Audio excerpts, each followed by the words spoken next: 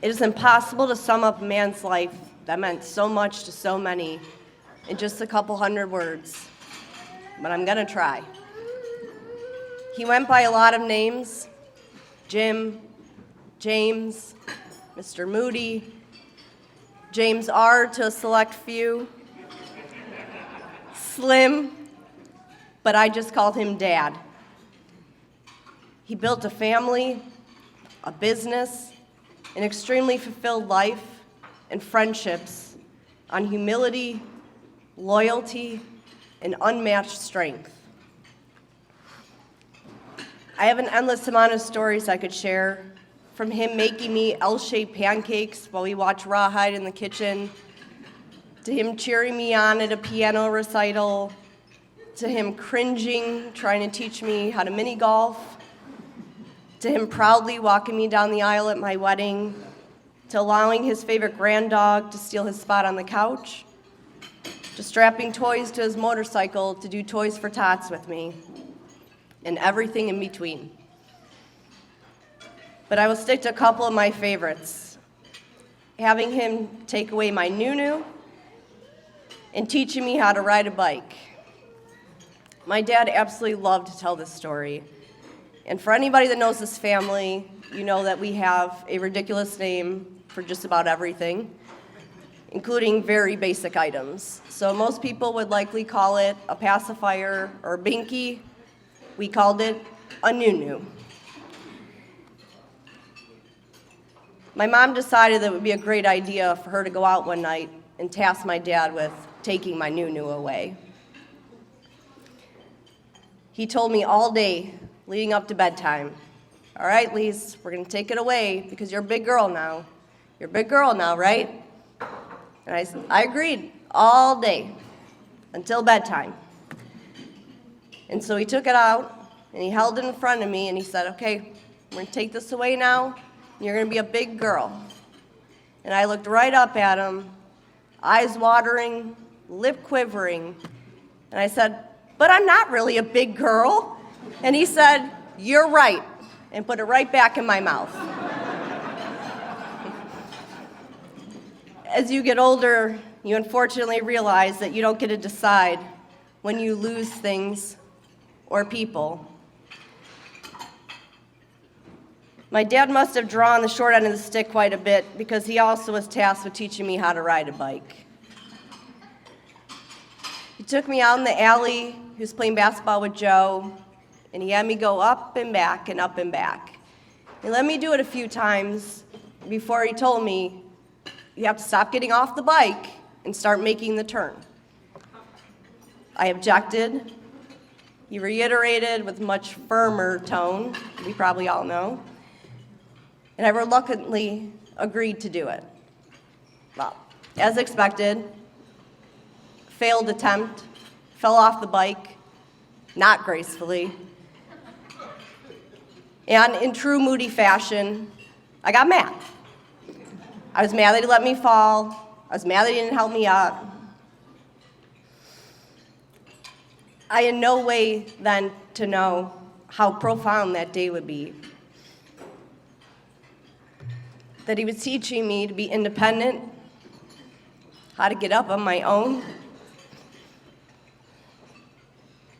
And if I stayed down, I only had myself to blame. My dad taught me how to do so many things and so many valuable life lessons, knowing that someday he wouldn't be here to help me. We all have scars, just like the ones on my knees from falling off my bike that day, and the one on my heart from losing him. But just like my knees, the wounds heal, and you can proudly wear those scars as a sign of strength. See them as memories of where your strength really came from. They say that when life gets tough, you really find out what you're made of. And this family sure did. I couldn't be prouder of our ability to stand strong, even when facing an immense loss. because he taught us what strength really is. And although he has been physically reduced into this urn, his spirit becomes bigger every day as we carry on his incredible legacy through our actions and memories of him. His words surround us, they comfort us, and they guide us. And that is why the words on this urn are so powerful.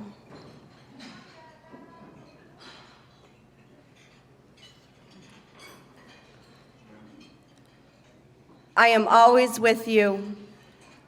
A limb has fallen from the family tree that says, "Grieve not for me."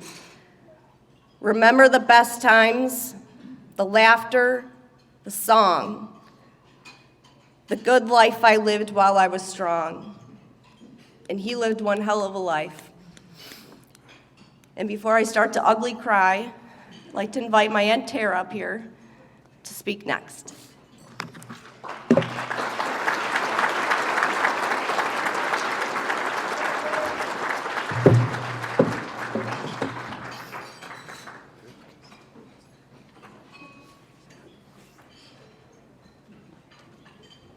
This is a really hard act to follow. I have a short one. I want to thank everybody for being here. I know Jim was important to every one of you. My family is here from Chicago, Florida, and North Carolina. And I know a lot of you came here today from all over the United States. I met Joni when I was 19 years old, and we've been friends ever since. And she brought Jim into my life, and I've loved him from the moment I met him. Our love for Jim goes beyond friendship. He was a favorite of so many people, generous, tons of fun, and so lovable. Our hearts are with him wherever he is resting. And now I'd like to end with a few words straight from Jim's mouth. What the fuck? Go fuck yourself. Thank you. Most of you don't know me. I'm the oldest of the Moodys. Can you hear me? Nope. I can't hear anything anyways, so. Most of you don't know me. Me and Jim, we had our differences. When we were growing up, no one relative would take the two of us together because we were so mean to each other. I think we tried to kill each other a couple of dozen times. But the one time that always comes back to me is we lived in Flint, Michigan. This is 1956, 58. Closer? Closer? How's that? Yes? No? There we go. And we had in our house in Flint a clothes chute. Dropped the clothes into the basement for Ma could take care of them. I was down there doing something one day, and he called me over to the chute. He said, "I got something for you." And he poured a pitcher of water down the chute. My Uncle Frank, my dad's brother, happened to be there. And I come up the stairs with blood in my eyes and murder in my soul. And Uncle Frank has always told Jim from then on, he says, "I saved your life that day because Michael was going to murder you." But that's the way we were. We were brothers. I miss him a lot. I called him quite often. I wanted to call him last weekend, and I couldn't when the Bears won. So, the best of luck to all of you, and thank you for coming and seeing my brother. Thank you.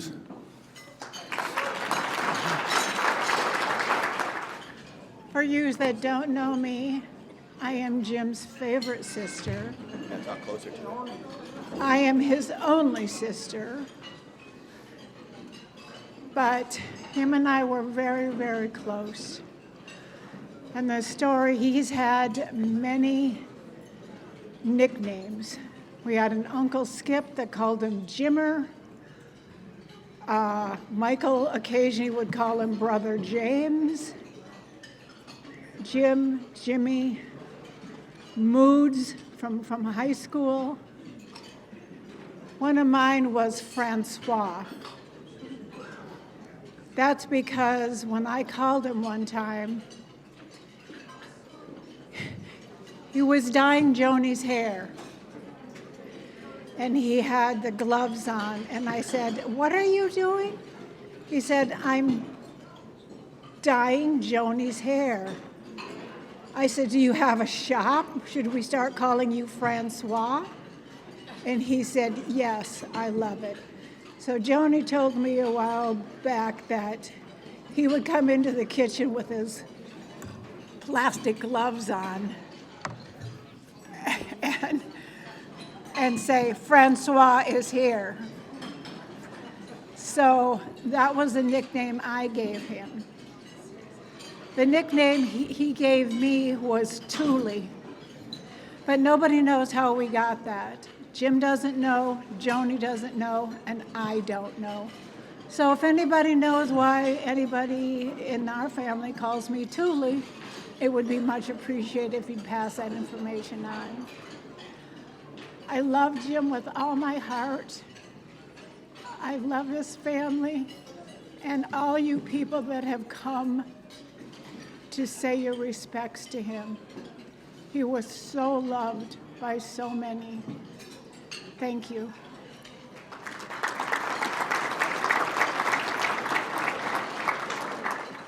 All right. I want to say thank you, Mr. James, for everything that he did in his life.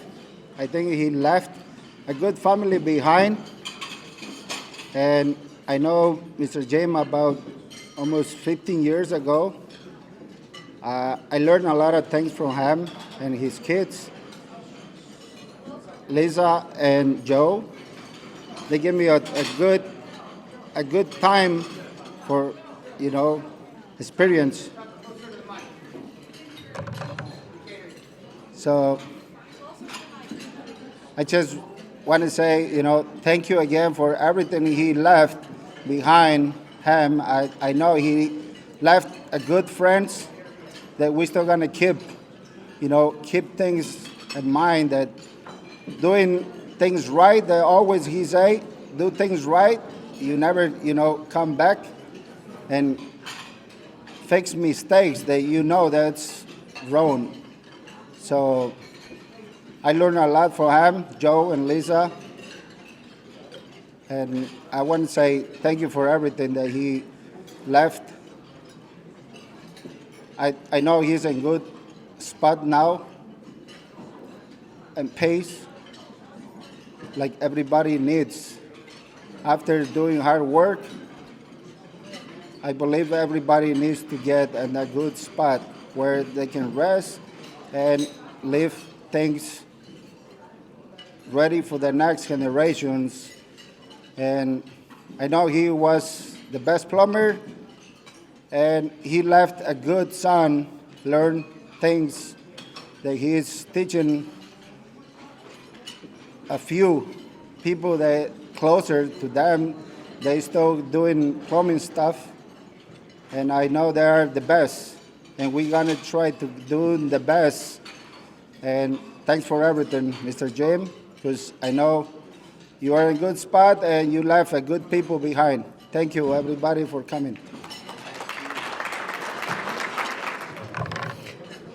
All right, for the future speakers that come up, you need to speak really loud and get right into the microphone. Because I just talked to Joe, and he wants somebody to help out with the future speakers to talk.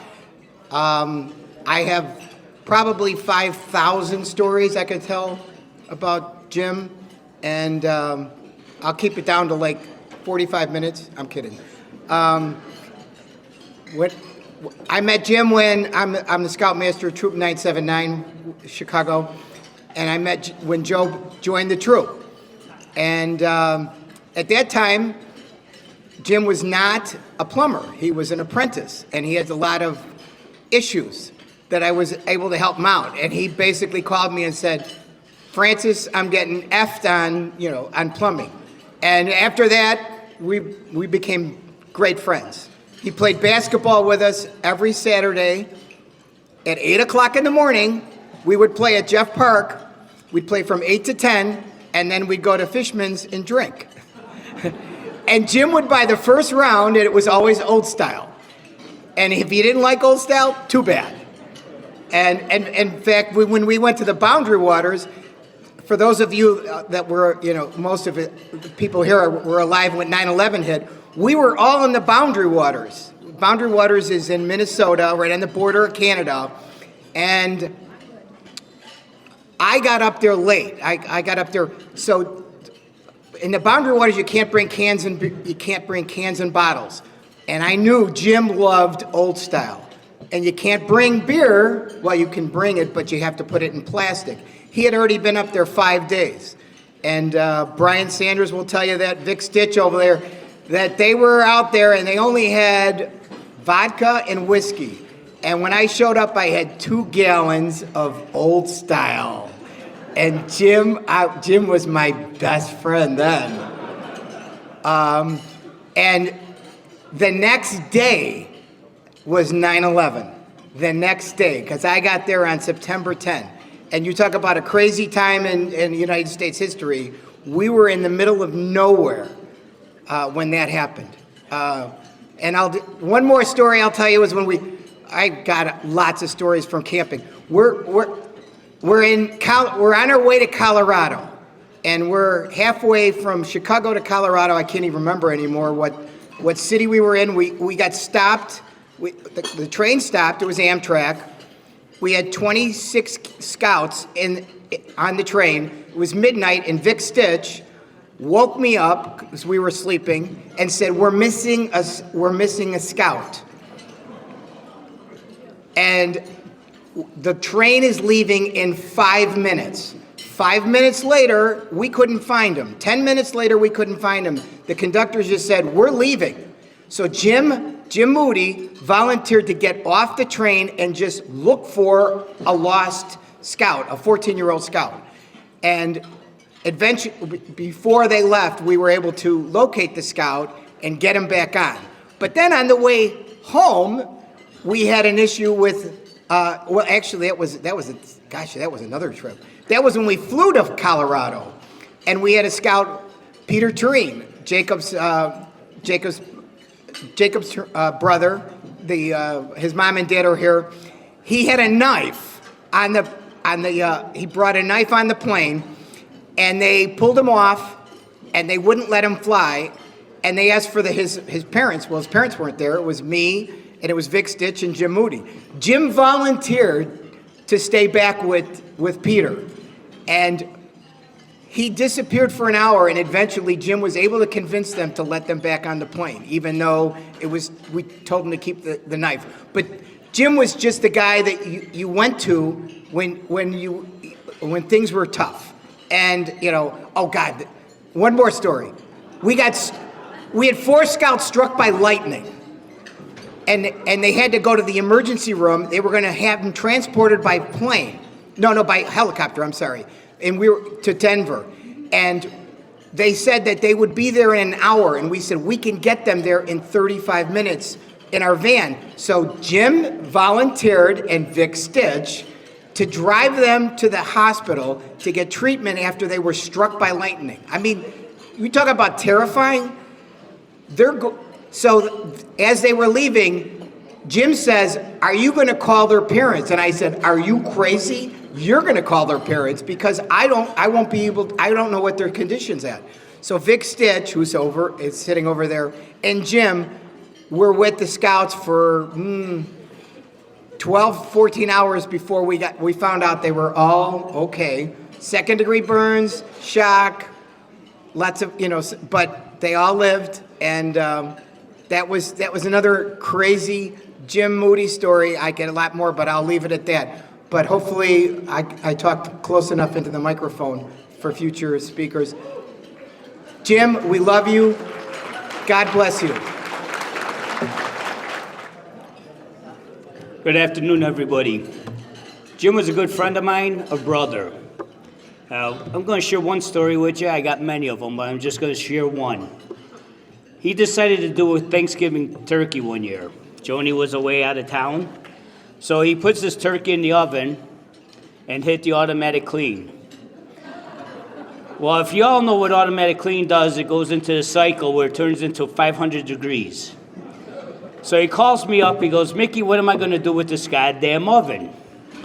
So right away, I go, Jim, I have no idea, we'll figure this out. So I call him back, I said, what are you doing now? He says, well, I got the Sawzall, all his favorite tools out, and obviously the Sawzall, and I'm going to cut this thing open. So I said, well, why don't you try unplugging it and plugging it back in again? Sure as shit, that's what he did. And what happened, it opened up, and he saved Thanksgiving. To Jim. Hi, my name's Joe. I've known the Moody family for 25 years now, and I've been working for Moody Plumbing for about 14 years. And when I first started, I was lucky enough to get paired up with Jim to work with him to learn the ropes. One particular job, we went to do the work, and we completed it, and we go to the truck to fill out the bill, and Jim says to me, all right, Junior. Anyone younger than him was Junior. All right, Junior, I've worked for this guy. No matter what, he's gonna complain about this price. I want $450. I'm gonna fill this out for $500. We go in, he gives him the bill. Oh, Jim, this is a lot of money. Is there anything you could do for me? Okay, for you, $450. Oh, thank you so much, Jim. That's such a help. No problem, buddy. We get the check, he goes in the car, and everybody's happy. And I wanted to share that story because I think that says everything about Jim. He made everybody feel welcome and special, and everybody ended up walking away happy and fair. We're gonna miss Jim. Thank you. Yeah, I know. There you go. Can you hear me? No? Get closer. Okay. Is this better? No? Okay, I'll talk louder. How about that?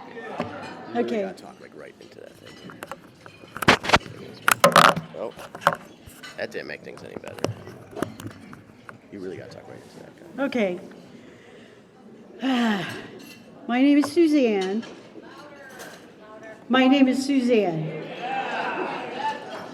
Jim, Charlie, Dominic, and I were all stationed at the same command in Hawaii. They all did their time. I was a lifer. However, I came after Jim and Dominic. We had this pneumatic tube system in the comm center, and they were beginning to get women there, but Jim and Dominic were gone, but Charlie was still there. And as a hazing process for us Navy women, they used to send us for fallopian tubes. My husband Charlie and Jim sowed their wild oats together at Hooley Circle. They were young and carefree, learning about life. They were bulletproof and trying to figure out their place and how to make their mark in the world, chasing women along the way. The Navy had brought them together, bonding them for life. They drank beer, smoked pot, and pondered what would lie ahead for them. They absorbed the music of the time. Joni came to Hawaii with her girlfriends and met Jim and Charlie. Fast forward. Charlie was from Chicago, and Jim ended up there because he met Joni, the love of his life. Charlie and I have been together for 52 years, and we probably spent 48 summers here in Chicago. Each year we spent time with Jim and Joni. Kids came along, Chris, Joe, Lisa, they all spent times together. Sometimes we stayed at their house, sometimes we met in the middle for a meal. Fast forward again, we started riding motorcycles. Jim would ride to Lake George, New York to attend the Americade motorcycle rally. We had the best of times. In 2010, we rode our motorcycles across the country, covering over 8,000 miles. It was unsurpassed. The only thing that would have made it better would have been Joni joining us. We were still young at heart. It was just the three of us taking in the scenery, the country, the local sights, and the gorgeous expanse of our country. We saw elk, bison, caribou, deer, and other wildlife. Everyone we met was warm and embracing. We met a gentleman in Pensacola headed for Sturgis. He made custom motorcycles. We drank shots of Jack Daniels and talked about riding bikes. We were the only ones in a bar in South Dakota not wearing cowboy hats. We had drinks in Winslow, Arizona at a bar on the corner. We met Jim's brother and niece in Denver. Charlie was our navigator and travel agent. He mapped the route and the sights to see. I kept the blog of where we were going, and Jim inspected the pool and found the bar. Each night we got off the road, we plugged in my iPod with the music from our collective misspent youth. Samba Pate by Carlos Santana became our theme song. And Tim McGraw, who's a famous country singer, said his uncle advised him, never make love to a woman with this song unless you intend to marry her. He waited until he met Faith Hill before he shared the song with any woman.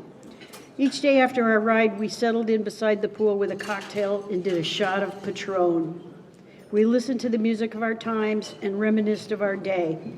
Yosemite was a hoot. It was beautiful. Jim and I were beside ourselves because Carol, the bus driver, made us nervous. She was driving with one hand and then pointing out the scenery with the other. And Jim and I were terrified. There were no guardrails and you couldn't see bottom, and we were filled with despair. And Chris was laughing. Charlie was laughing his ass off at Jim and I because we were so petrified. It was like, just get this over with. We had great Mexican food when we got to the West. It was a once-in-a-lifetime bonding experience, perhaps only akin to our military camaraderie. We were so connected, enjoying our ride together. There was no bad weather. By the end of the trip, there were big smiles on our sunburned faces. It was one of the best trips of a lifetime.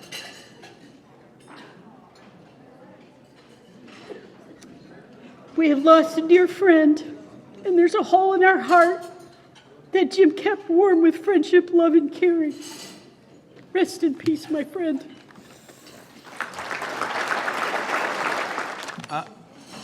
That was my wife who was up here before. Okay. Can you hear me now? Okay. That was my wife who was up here before. So I may repeat some things she said, but it's because I couldn't hear anything. I was originally going to tell a story or two about Jim and I, and I thought the best story would be from when he and I were in the Navy in Hawaii. But the problem is that was 50 plus years ago, and my memory's not all that good at 75.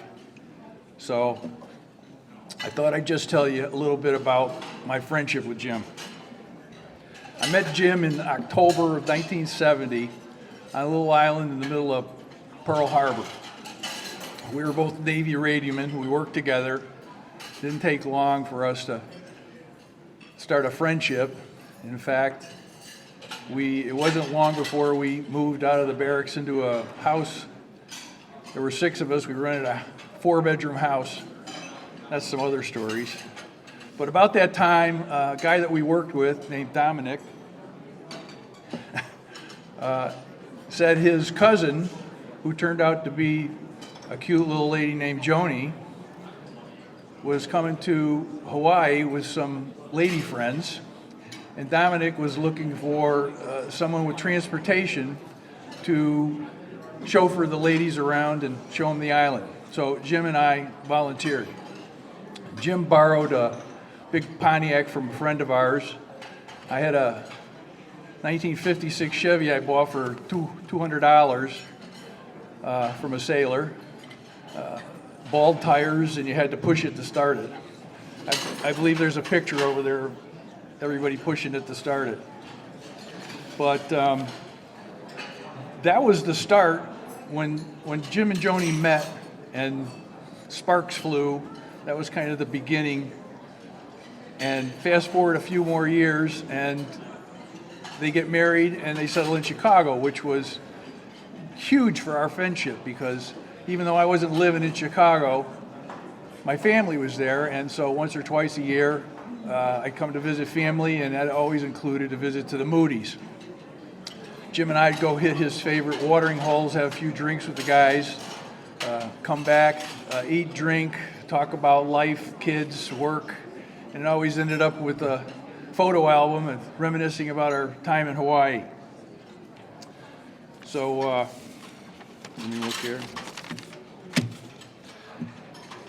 And as my wife said, we went to Deep Lake a number of times for the big summer party there.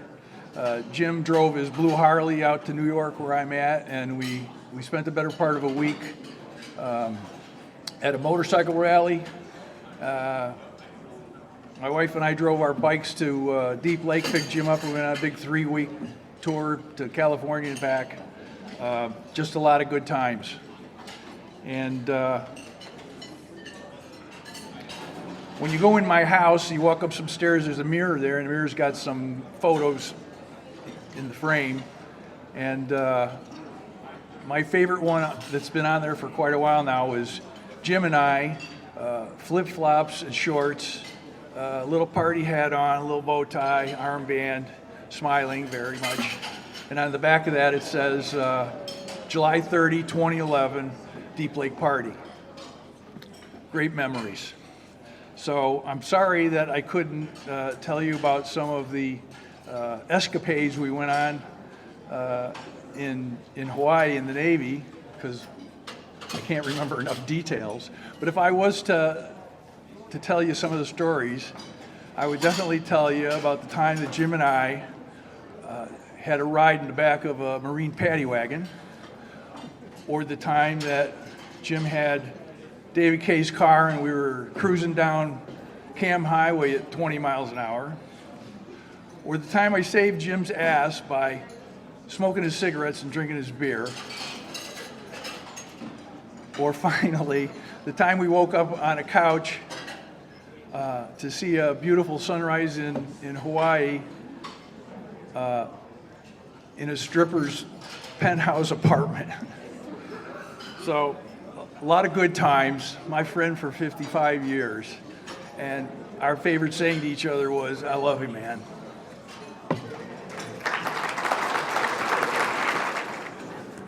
Hi, my name is Kathy Johnson.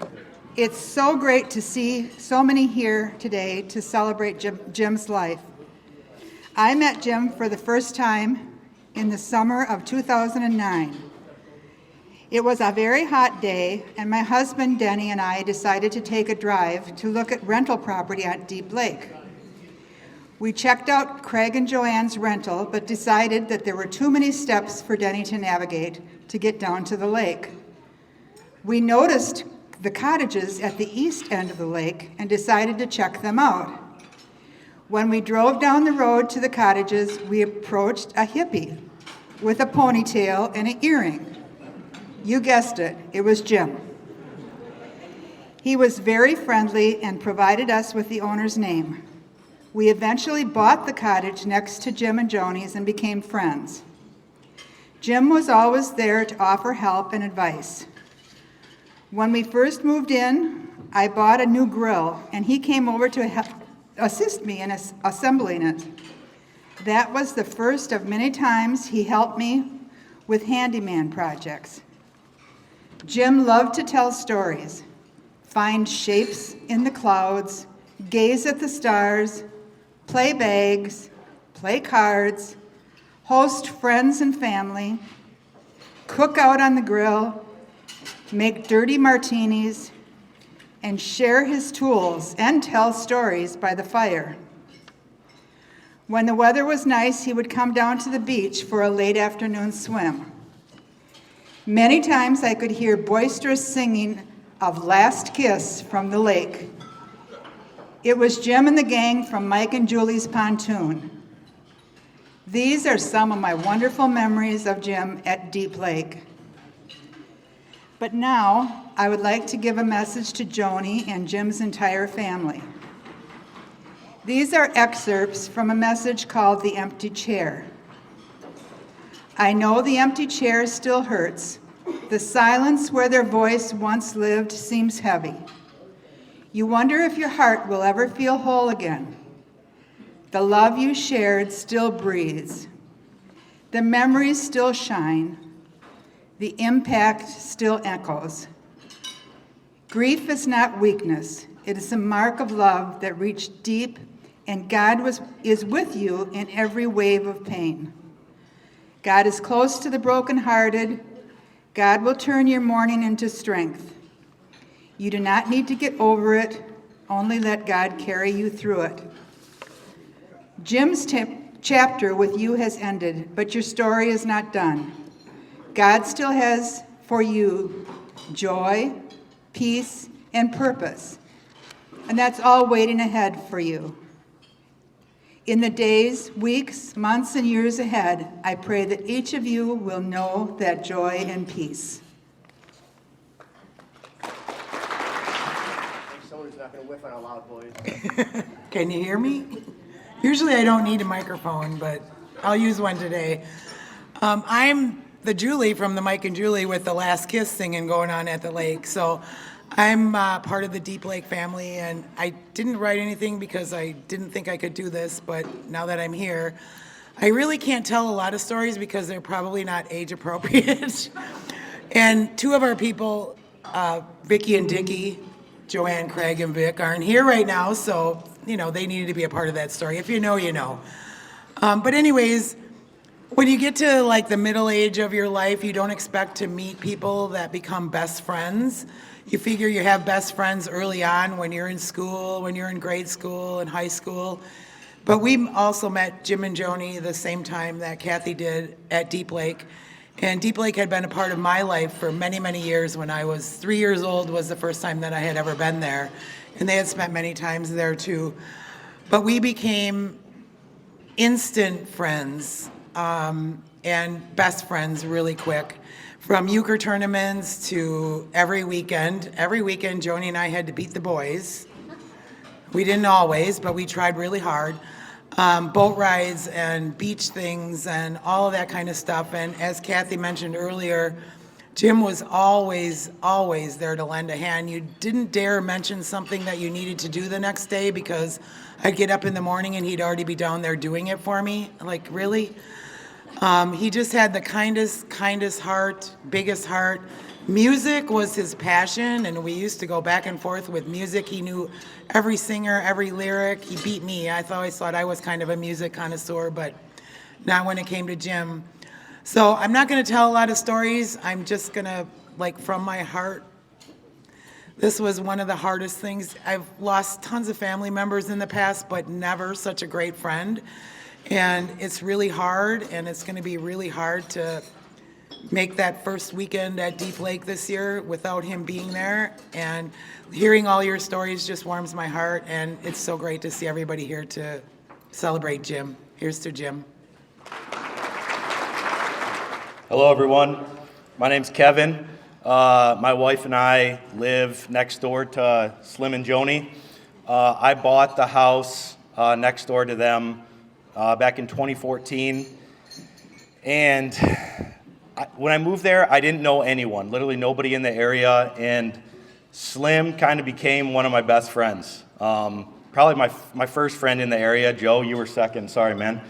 But Slim was just an amazing guy. He was so welcoming to me, and I honestly kind of feel like him and Joni are my second parents. They mean the world to me. They're incredible people.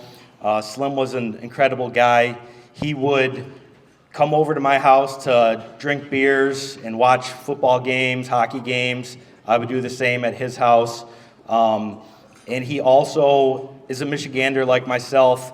I went to Michigan State, and so every time there was a big Michigan State game on, he would text me, "Hey, are you watching the game?" Of course I'm watching the game, Slim. But he would just make sure, he made me feel included, and it was really appreciated. He's going to be dearly missed. He was a hell of a guy. Rest in peace, Slim. What are some phrases that I would use to describe Jim? Infectious laughter, heart of gold, hard worker, great friend, father, and husband. Able to flip you off 10 times a day and every one of them having some sort of relevance. Jim kept real good company starting with his family. Joni, Joe and Sarah, Lisa, Casey, Braven and Finley. Love you all, Moody family. My family is here. Mom, Paul, Jeremy, Cooper. Love you. There's more familiar faces in the crowd, too many to name. Everyone here, I guarantee that there is a great cast of Jim Moody approved characters at this ceremony. Northwest side of Chicago. I'm kind of familiar with the area, having grown up on Giddings Street, 5 houses down from the Moody residence on London in Jefferson Park. Jim had a colorful way of speaking. The Institute for Vulgar Language Studies in Switzerland has made a determination that without Jim Moody, there will be an average of 125 less F-bombs on a daily basis. Jim liked to drink, that's no secret. I like to drink. I just spilled Heineken in my nephew's lap 5 minutes ago. What a great uncle. Probably most attendees at this ceremony like to imbibe, and there's nothing wrong with that. A wise man once said, just about everything is fine in moderation. By the way, according to Wall Street, since Jim's passing, old style stock has fallen 15 1/4 percentage points. We're here to celebrate Jim and his wonderful life. Anyone that has the privilege of knowing Jim for even just one meeting was a better person as a result. In closing, good, better, best. Never let it rest until your good gets better. May Jim Moody lay peacefully in eternal rest. I'm going to count to 3, and on 3, I need everyone to say Jim. 1, 2, 3, Jim! Love you, Jim. May your kind soul bask in God's light forever. Love you, Moody family. Can everybody hear me? You hear me back there? All right. So my name is Brandon. I worked with Moody Plumbing probably about 13 years ago now. And I learned plumbing from Moody Plumbing. Most of the time I rode with either Slim or Tom. Riding with Slim on days was the best. That man could swear with the best of them. One particular day we were doing a horizontal job. I think it was, we went to Five Guys. It was Clark. Yeah, Clark and Fullerton. Yep, Yeah. that's 5 guys. So there's a Five Guys right around. We're doing a horizontal job. Joe and Tom are up in the attic doing a 2-inch horizontal, sweating like earmuffs, whores in a confessional. Me and Jim are down in the staircase. So we go for lunch, we go to Five Guys, we all get burgers, fries, everything. Everybody's fat and happy. Joe buys lunch, we're all happy about that. We come back, Joe and Tom go back up into the attic, back doing the horizontal. I gotta go to the bathroom, so I go to the bathroom. Come back about 10 minutes later, Slim's doing a dance. He's side to side. Brandon, where's that bathroom at? I gotta go right now. I'm like, all right, well, Jim, go back down by the truck. There's a gate right there. Bathroom's right there. Jim's gone for an hour. I'm like, this guy, where's this guy at, man? He comes back another 30 minutes later, so he's gone about for an hour and a half. Comes back.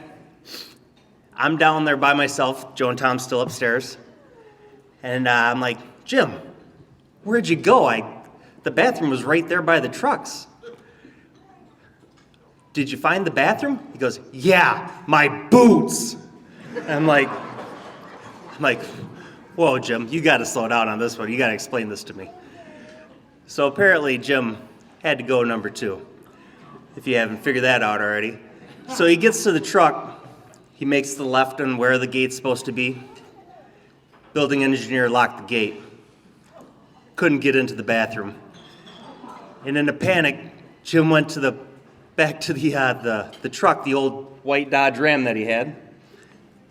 He says he's stepping up into the truck.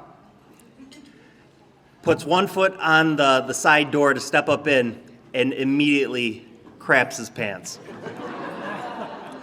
So it was cold at that point, and so we were all wearing extra layers. He's got long underwear on and everything.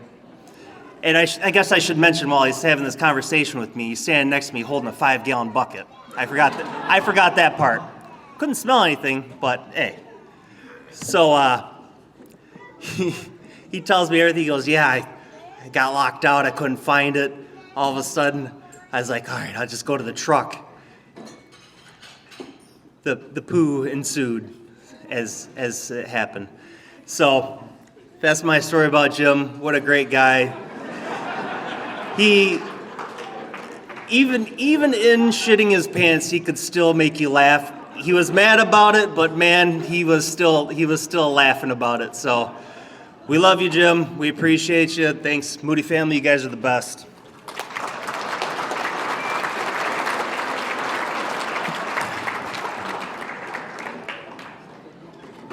My name is Bob Schaefer. I'm a trustee at the Congregational Church of Jefferson Park. Over the last few decades, of course, Jim and Joni both have been members and with us. But starting decades ago, Jim was our go-to guy for plumbing problems.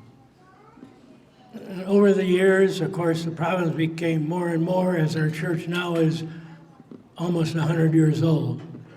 But Jim was always there. Whenever we called, he would be there, good-natured and willing to help us out, whatever it was.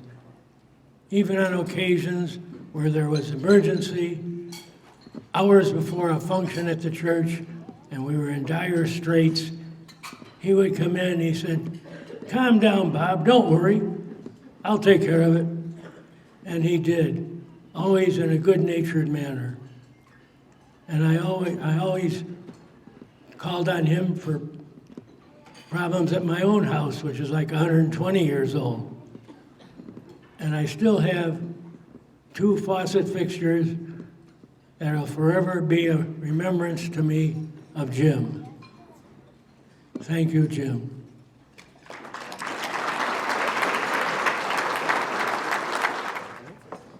You want to stand on the chair while I talk?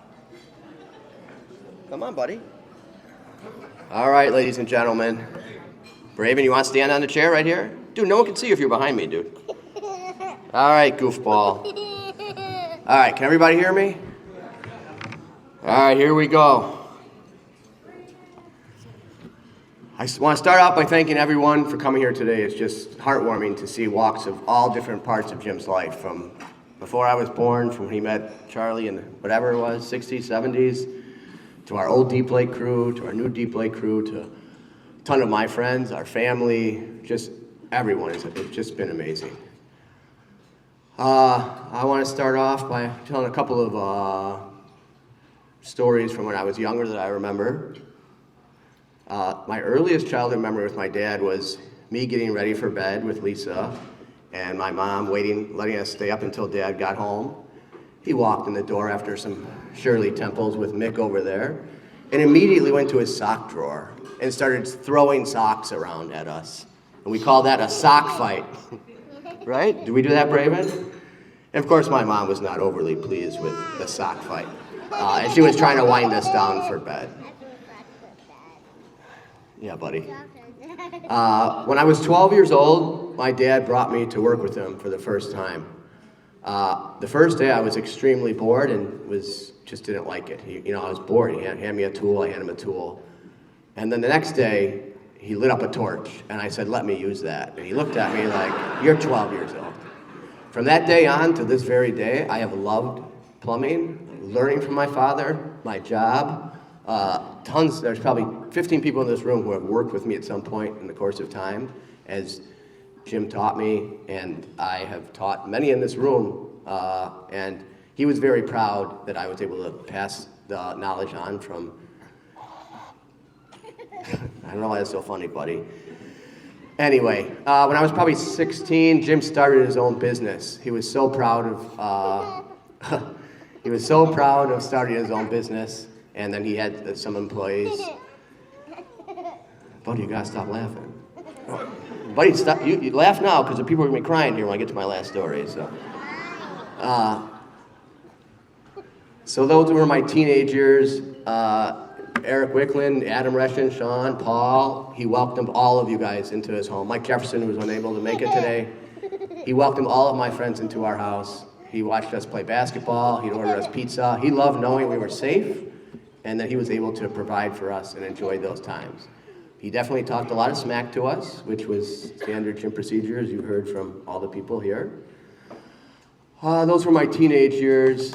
As I got to my 20s, that's when I started to stop being a kid and being an adult. When I turned 21, I could go out and drink. So the 20s was just a real weird time. That's where we really started to bond. We worked together, but he was more working with like Joe, Tom, and I would have my own truck. So it was a very, very strange time in the 20s. There was a weird period of time, I'm not going to go into too much detail, where Jim was garbage picking. He was on job sites pulling stuff out like, oh, look at this grill brush I found. I'm like, dude, you just put an honest day's work in. You're pulling a used garbage out of a garbage truck, a grill brush? It's just ridiculous. Jim, what he taught me when I was younger as far as plumbing goes, more than plumbing, he taught me how to be just a genuine person and make people feel comfortable was the number one thing for him. He was always very fair. He would, contrary to what a lot of other plumbers were doing, he would stop at someone's house on the way home, change a flapper or something in the toilet. Other guys are charging $150. He'd make some highly inappropriate comment that he probably got away with. $50 is good. She'd hand him $50. Thank you so much, Jim. He'd go slap it on the bar to Sixpenny or somewhere and buy a round of shots. And I took that trait from him. Like, just be fair. It's just a very good quality. But there was one woman, her name was Judy. She didn't want to pay her bill. She was not interested. She answered the phone every time for months. Jim, the check's in the mail. You know, a week goes by, no check, no check. Well, Jim came home one day, 2 a.m. after another night of Shirley Temples with Mick and Bobo over there. And there was that bill. The only person that probably didn't pay him in his first handful of years of business. And it was about 2 a.m. He dials her number from the office. No, there was a *69 back then. He wasn't trying to hide who was calling, I can tell you that much. And this woman answers the phone at 2 a.m. Jim Moody, do you know what time it is? Yeah, Judy, I do. It's time for you to pay your fucking bill. He crumbled that thing up and threw it in the garbage, and that was worth way more than $200 that woman owed him. Where did Braven go? Yeah, that was probably one of my favorite ones of all time because he told it with just such conviction, and he was so satisfied at the end of that. And that woman never called him again. But you know, actually, Adam, I think you gave that woman my number 10 years later, and she did the same thing to me. In the faucet shop over here. You gave her my number like 10 years, Judy Marks. Anyway, so my 20s, that was just a fun time. We went on cruises with our Deep Lake crew back over there. We went to Deep Lake every year of my life. And in 2007, you saw our Deep Lake crew. That's where my mom and dad bought Deep Lake. So that's where we built all these other friendships over and over. When I got to my 30s, I started to be more of a responsible adult. And then I met Sarah. Thank you. And then we had 2 lovely children, Finley and Braven. Finley over there wrote something. I'm going to read exactly the way she wrote it because it's kind of funny. And then I'll actually explain the story. She said, I loved Jim. Would say, get to the back of the line to my dog. The story was we had a dog named Rocco. And there was a line at Deep Lake, very similar to this one right here. Rocco loved food. So Finley, as a 2, 3, 4-year-old, when we were eating, my dad was not interested in this dog coming to get food. So he just always yelled. Finley always heard him yelling. Get to behind the line, Rocco. Get behind the line, Rocco. Get behind the line, Rocco. At least 1,000 times a day. Finley also wrote, I love you, Grandpa, forever. Right, kiddo? You're never going to forget him. All right. You guys got your Kleenex out? Because I got one more story to tell. I'm going to talk about the last 6 months of Jim's life. It started last summer as he, for the 18th straight year, got in his car every Friday and came back every Monday to drive my mother up there so they could spend time with their friends and whoever up there at Deep Lake. We celebrated 50 years of marriage up there in front of Deep Lake this past summer. 50 years. As time went on, Jim, he went to Canada, his final trip to Canada with his Canada buddies over there. He was not feeling that great, I'm not gonna lie. But he was a warrior. He was going no matter what. He went, Nathan, Vic, Brian, all those guys, they helped, and he had a good time. He had a good time. He came back from Canada, and we had a 75th birthday party for him. He came there, many of you were there. He made it to 75. We had a great time. Me and my sister and mom threw that party for him. A few weeks after that, he went up to Deep Lake to close the cabins. I offered to come up there and help him. Actually, I told him I'm coming up there to help him. And I hemmed and sawed, yeah, fine, whatever. So I go up there, and he's halfway done. I'm like, you may drive 3 hours, you're halfway done. He was struggling, I'm not gonna lie. He was struggling, but he was gonna do it no matter what. It didn't matter, he was gonna do it. All right.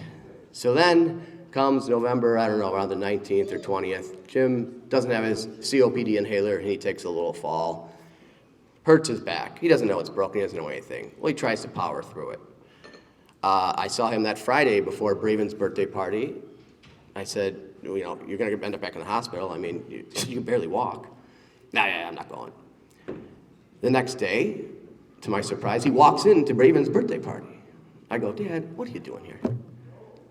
What the fuck do you think I'm doing here? It's my grandson's birthday. All right, that's kind of just who he was. On Thanksgiving Day, he just couldn't take the pain in his back anymore. It was time he had to go to the hospital. So he finally goes to the hospital. He goes. They take an x-ray, and he's got his back's broken. He's got some, I'm just going to say the C word because I don't really like that word. There's some C word spots on there, blah, blah, blah.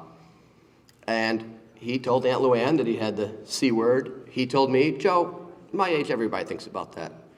Don't get me wrong, he had a little bit of morphine in him. His next request after that was, hey, don't tell Vic I'm in the hospital. He's on a cruise. That's his best friend Vic over there. All right, I won't tell him. After that, the next 11 days, he's going in for MRIs. He's going in for a back surgery. He ended up on a ventilator. I'm going to skip those 11 days and come back to the following Thursday, about 12 days later. He's on a ventilator. He's not in aggressive shape whatsoever. The hospital's kind of done with him, as that morning they say the C word is, it's everywhere, it's bad, bad, bad. They say, just make him comfortable. And that's where everything that my father gave me in my life came into play. The guy went in for an MRI. Now you're telling me to put him down like he's Old Yeller? Me and my sister just didn't really think that that was right. So we made the decision to let him go that weekend. Not let him go. We said, stop giving him medication, stop all this stuff. Let's just let him go for the weekend, stop sedating him, blah, blah, blah. So that Friday, that Saturday comes along, and we say, let's have our friends, whoever wants to come say hi to Jim, whoever wants to talk to Jim on the phone. You get a little video, right, Aunt Luann? Julie and Mike, they talk to him. Well, that Saturday morning, me and Tom Weaver walk in. I look in the room. This guy hasn't moved or really done much in 11 days. Dad, it's me and Tom. We're here. Guy looks over, gives a thumbs up. Mind you, he's strapped to a bed, too, so he isn't trying to take the ventilator out. That was the first time we'd seen any action from him in 11, 12 days. So that Saturday, Mick, thank you. The Weaver family, thank you. Sarah, Mom, Lisa, Casey, all of us just stayed in there with him, and he was very awake and aware of what was going on. The next day was Sunday. We go in there again. I mean, at this point in time, we don't know what's going on. We just want him to make his own decision. So that Sunday morning, we go in there, and Same thing, it was just a family at this point in time. We talked to him. My last interaction with my father was, I was standing at the edge of the bed, his feet were sticking up, and I go, you want me to get this nurse in here to cut these crusty toenails? Strapped to a bed, ventilator on him, he looks me dead in the eye and raises his hand as high as he can and gives me the bird. And I said, I love you, Dad. Don't even try and say it back. I know you love me too. I left that day. The next day we came back because they were taking this ventilator out of his mouth, and he got it out with ease. I mean, they took it out and that was it. But he wasn't really there anymore. He was not flicking people off or doing whatever he was doing anymore that day.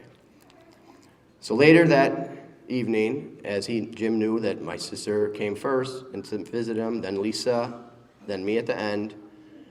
Once I left that day, about an hour and a half, 2 hours later, Lisa gets a call. They said, you should come here. His vitals are dropping. I think we kind of knew then this might be it. So Lisa and Casey had to go pick up my mom, and I get there first. There's no chance I'm going to risk not going in. And I walk in that room. As I walk up there, as the nurse is standing there basically saying, I'm sorry, is he gone? Is he gone? No. His vitals are tanking. I walk in that room, and I go, Dad, it's me. I'm here. I love you. Mom and Lisa and Casey are on their way. And somehow, some way, his mind and his heart told his failing body to fuck off one last time as his vitals rose up, because there was no chance. My dad, a husband to Joni, a father to me and Lisa, a father-in-law to Sarah and Casey, a dog grandpa to Callie and the late Rocco, a brother to Luann, Mike, Stephen, a father figure to many of you people in this room, and a friend to everyone, was going to allow me to be the only person in that room as he took his final breaths. So Lisa, Casey, and my mom got there. Sarah was shortly behind as our neighbor Charlie, you still out there, Charlie? Ran next door to watch our kids so that she could be there in this moment. He lasted 2 more hours that night as we all sat there and said, thank you for everything. Thank you for everything, Dad.